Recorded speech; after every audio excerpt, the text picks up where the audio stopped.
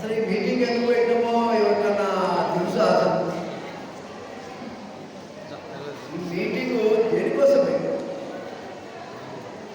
ఇంత వర్షం పడుతున్నా అమ్మ జర్ర 5 నిమిషాలకి అయిపోయింది. నేనే చివరికి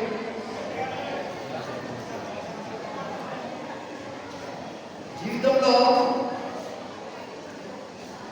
30 ఏళ్ళు ఎమ్మెల్యేగా బతికినా, నేను 30 ఏళ్ళు ఎమ్మెల్యేగా బతికినా 6 సార్లు గెలిచిన. పెద్దందాక రాజకీయాలని పక్కన పెట్టేసి ఎవడు అడ్డం వచ్చినా నడుచుకుంటూ తొక్కుకుంటూ గెలిచిన. అది కూడా చెప్తున్నా మీకు.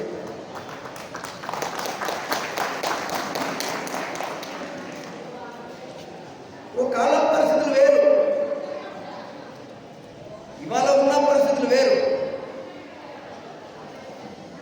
ఇప్పుడు ఎందుకు నోరు తెచ్చి బతుకుతున్నామో నాకు అర్థం కావటం లేదు. అసలు ఏమైతుంది దేశంలో, అసలు ఏమైతుంది రాష్ట్రంలో, అసలు మనం ఎట్లా బతుకుతున్నాం? ఒక రెడ్డి ఆయన ఉంటే మరొక రెడ్డి ఆయన ఈ 75 సంవత్సరాల కాలంలో వాళ్ళు ఎందుకు బ్రహ్మాండంగా బతుకుతున్నారు? నిమ్మన్నటి దాకా ఉన్నటువంటి వెలుమలు కూడా బ్రహ్మాండంగా బతుకుతున్నారు. మనం ఎందుకు ఎలా ఒక కాలి కింద చెప్పులాగా బతకాల్సిన పరిస్థితి ఎందుకు వస్తావా? ఇది మీరు ఆలోచించాలని చెప్పడానికే నాకు 70 సంవత్సరాలు. ఇక జాతిని లేపాలి. ఈ జాతిని లేపి ఈ నా కొడుకులు దోసుకొచ్చినడానికి రాజకీయంగా పొందబెట్టడానికే నేను బయలుదేరాను. గుర్తుపెట్టుకోవాలి. రాబోయే కాలాన్ని మార్చాలిగా. ఏం జరుగుతున్నది రాష్ట్రంలో? ఎవడబ్బా సొమ్మని ఇలా కొనుకుతా ఉన్నారు, కుయ్య తిరుగుతా ఉన్నారు. ఎవడబ్బా సొమ్మని? ఇవాళ ఈ మాదిగ జాతికి సంబంధించి ఏ ఒక్క వ్యక్తి కూడా ఇవాళ రాజకీయంగా ఒక స్థాయిలో ఉండలేకపోతున్నాడు. ఒక మంత్రి కాలేకపోతున్నాడు, ఓ ఎమ్మెల్యే కాలేకపోతున్నాడు, ఓ జడ్పీటీసీ కాలేకపోతున్నాడు. ఓట్లేమో మనం వేస్తున్నాం. ఇలా భోగాలేమో వాళ్ళు అనుభవిస్తున్నారు. ఈ ఓటుకున్న వెలువేమిటో మీరంతా అర్థం చేసుకోవాలని సందర్భంగా నేను తెలియజేస్తా ఉన్నా. అంబేద్కర్ అందుకనే ఎంత గొప్పవాడైనా, ఎంత పేదవాడైనా ఓటు హక్కిచ్చి గౌరవించిన విషయాన్ని మీరు గమనించాలి. ఎవడో రాగానే తుర్రుతుర్రమని మీరు ఓటేస్తున్నారు. ఆ ఓటు విలువేమిటో ఇలా మనం అర్థం చేసుకోవాలి. మొన్నటిదాకా కేసీఆర్ గారు ముఖ్యమంత్రి ఉంటే ఇవాళ ఉండడామా? సభ్యులు ఏ శబ్దం చేస్తారు? ఎవరున్నారు ఇప్పుడు రాజ్యాధికారంలో? ఎవరున్నారు? అరే సభ్యులు ఇవాళ ముఖ్యమంత్రి ఎవరు? రేవంత్ రెడ్డి గారు ముఖ్యమంత్రిగా ఉన్నారు. అమ్మా మీరంతా అర్థం చేసుకోవాలి.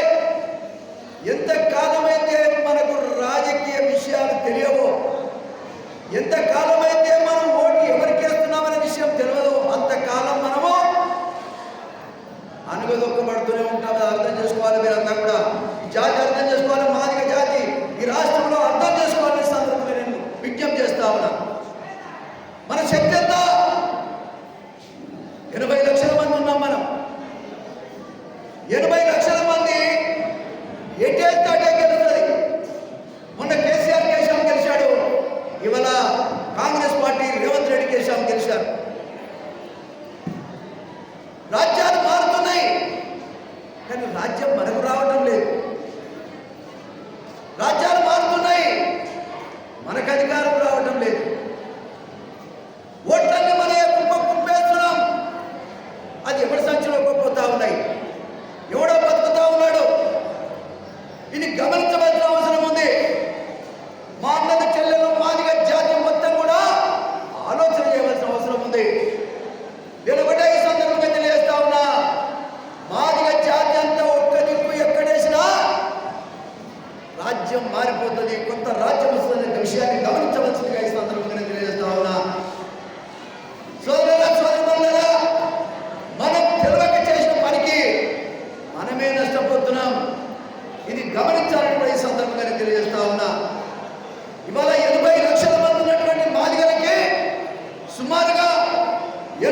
శాతం మాది దళిత వర్గాల్లో 20% ఉన్నటువంటి మనం ఇవాళ ఒక్క రాజకీయంగా ఒక్క సీటు రావటం లేదు.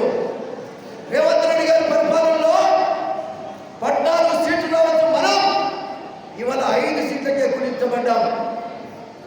ఈ 5 సీట్లకే కుదించబడడం అంటే రేపు రాజకీయాల్లో ఉండటానికి లేనటువంటి పరిస్థితి ఇవాళ వస్తా ఉన్నది.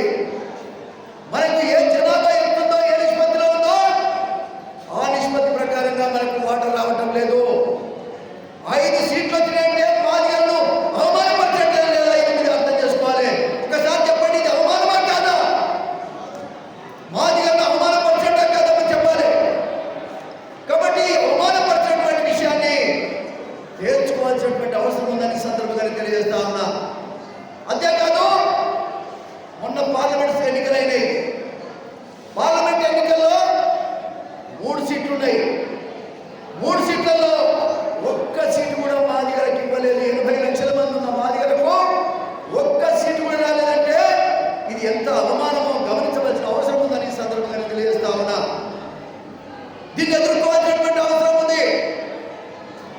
70-80 లక్షలు ఉన్న మాదిగలకు ఒక్క సీటు రాలేదంటే ఈ రాష్ట్రంలో మనం ఉన్నట్టా లేనట్టా? మనం ఓటర్ లిస్టులో మనం ఉన్నట్టా లేదా?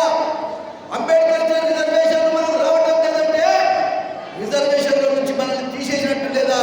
ఉండటా లేనట్టు మీరు అర్థం చేసుకోవాలని సందర్భంగా తెలియజేస్తా ఉన్నా. ఈ విషయంలో ఆలోచించవలసిన అవసరం ఉంది. రేవంత్ రెడ్డి గారి రాజ్యంలో ఆయన కులానికే ఆయన ముఖ్యమంత్రిగా పనిచేస్తున్నాడు. ఆయన కులానికే ఆయన ముఖ్యమంత్రిగా పనిచేస్తున్నాడు తప్ప పేద ప్రజల కోసం కాదు అని సందర్భంగా తెలియజేస్తా ఉన్నా. పార్లమెంట్లో ఒక్క మాదిగ కూడా లేదంటే రేపు ఏబిసిడి బిల్లు వస్తుంది. ఏబిసిడి బిల్లు వస్తే ఎవరు మాట్లాడారు? పార్లమెంట్లో మన జాతికి సంబంధించిన ఒక్క మనిషి కూడా లేకుండా చేసిన ఘనత ఈ దుర్మార్గులు రేవంత్ రెడ్డికి దక్కిందని సందర్భంగా తెలియజేస్తా ఉన్నా. దీన్ని ఎదుర్కోవాల్సినటువంటి అవసరం ఉంది. అంతేకాదు, వాళ్ళదేమున్నా 4 రూపాయలు ఇస్తే వాళ్ళే ఓట్లేస్తారు. డబ్బుల కోసమే ఓట్లేస్తారని అవమానపరిచి చులుకలుగా మాట్లాడుతున్న విషయాన్ని మనం అంతా గమనించాలి. ఇది ఎంతకాలం ఈ అవమానాన్ని భరించాలో అర్థం చేసుకోవాల్సిన అవసరం ఉందని సందర్భంగా తెలియజేస్తాం. అందుకే ఇవాళ ఎదురు తిరగవలసిన అవసరం ఉంది రాబోయే కాలంలో. అందుకే మనం ఇవాళ మాదిగలంతా ఏకమైతే తప్ప నష్టపోయే ప్రమాదం ఉందని గమనించవలసిందిగా ఈ సందర్భంగా తెలియజేస్తా ఉన్నా. ఈనాడు యువకులు అన్ని గ్రామాల్లో చదువుకున్నారు, అంతటా చదువుకున్నారు. కాబట్టి రాజ్యాధికారం ఎట్లా నడవాలో ఆలోచించవలసిన అవసరం ఉందని మరొకసారి సందర్భంగా తెలియజేస్తా ఉన్నాను. మనమే కాదు, 11 జనరల్ సీట్లు ఉంటే 11 సీట్లలో 7 సీట్లు రెడ్లకే ఇచ్చుకున్నాడు. ఆయన తన కులానికే ఇచ్చుకున్నాడు తప్ప బీసీలలో కూడా ఇవాళ సోదరుడు విఠల్ మున్నూరు క్యాస్ట్, అదేవిధంగా గౌడ్స్ ఉన్నారు, గొల్ల కుర్మలు ఉన్నారు, పద్మశాలీలు ఉన్నారు, చాకల మంగళులు ఉన్నారు. 94 కులాలు ఉన్నాయి. ఏ ఒక్క వ్యక్తి కూడా పార్లమెంట్కి పోకుండా రెడ్లను తప్ప ఇంకొకటి పంపినటువంటి పరిస్థితి మనం చూస్తున్నామని సందర్భంగా తెలియజేస్తా ఉన్నాను. అందుకే చూసి వాస్తవంగా భరించలేక ఈ విషయం జనానికి చెప్పాలి, నా జాతులకు చెప్పాలి, ముఖ్యంగా మాదిగ జాతిని లేపాలి. రాబోయే కాలంలో ఈ నష్టాన్ని భరించాలి. మన వాళ్ళు పార్లమెంట్లో ఉండాలి, మన వాళ్ళు అసెంబ్లీలో ఉండాలి. ఈ కుర్చీల మీద కూర్చునే అవకాశం ఎవరు తీసినా ఊరుకునేది లేదు అని చెప్పడానికే మనం ముందుకు సాగవలసిన అవసరం ఉందని ఈ సందర్భంగా తెలియజేస్తా ఉన్నా. సోదరుల సోదరులారా, ఇది గమనించండి. మీరు ఇవాళ ఈ జాతిలో చైతన్యవంతం లేదని ఇలా అగ్రవర్ణాలు విర్రవీగుతా ఉన్న వాళ్ళ ఇష్టం వచ్చిన టికెట్ ఇస్తా ఉన్నారు. మనం ఒకరికి వ్యతిరేకం కాదు. వెంకటస్వామి కుటుంబంలో ఒకరు ఎమ్మెల్యే అయితే కూడా మనకు అభ్యంతరం లేదు. కానీ మొత్తానికి మొత్తం ఈ జిల్లాలో, పెద్దపల్లి జిల్లాలో, కరీంనగర్ జిల్లాలో మొత్తంగా ఆయన 2 అన్నదమ్ములు ఎమ్మెల్యేలు, తర్వాత వాళ్ళ కొడుకు ఎంపీ. మనం ఎవరో ఒకరైతే మనకు అభ్యంతరం లేదు, అందరు బతకాల్సిందే. కానీ మాదిగ జాతికి ఒక్క సీట్ రాకుండా ఈ విధమైనటువంటి నష్టం జరగటం ఎంతవరకు మనం అవసరమో మీరు అర్థం చేసుకోవాలి. ఇది అన్యాయం, ఇది అక్రమం అని ఖండించవలసిన అవసరం ఉంది. తీవ్రంగా ఖండిస్తామని కూడా ఈ సందర్భంగా తెలియజేస్తా ఉన్నా. ఏది ఏమైనా ఒక విషయాన్ని గమనించాలి. ఇవాళ సోదరుడు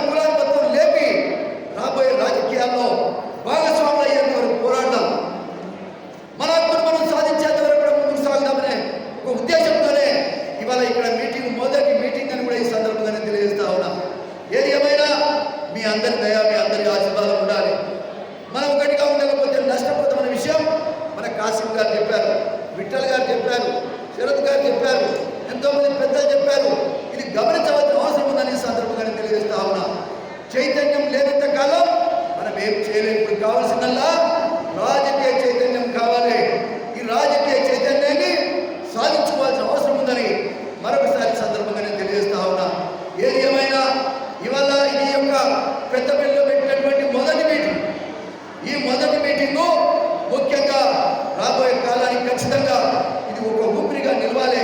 ఒక